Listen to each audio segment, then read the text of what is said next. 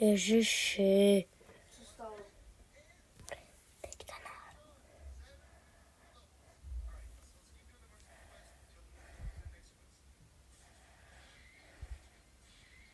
Jdu si pro kovadlenu.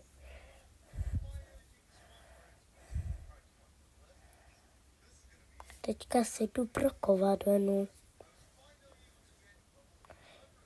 Je to fake, dámy a pánové, je to fake.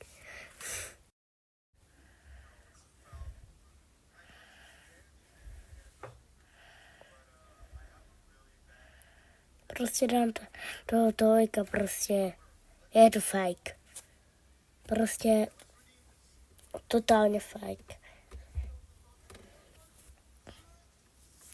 Jsem se díval na video, že by se z toho měla udělat diamantová fontána, ale prostě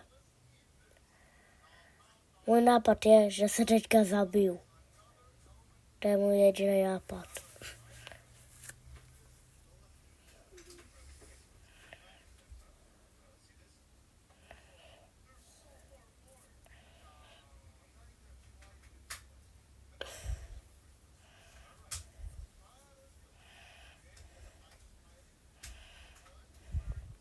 Tak já to vytěžím, aby to na mě spadlo z pěkně velký výšky.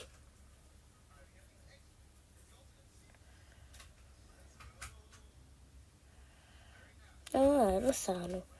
Budu muset použít skok.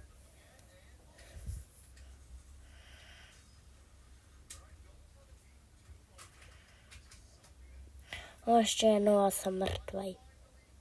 Tingling.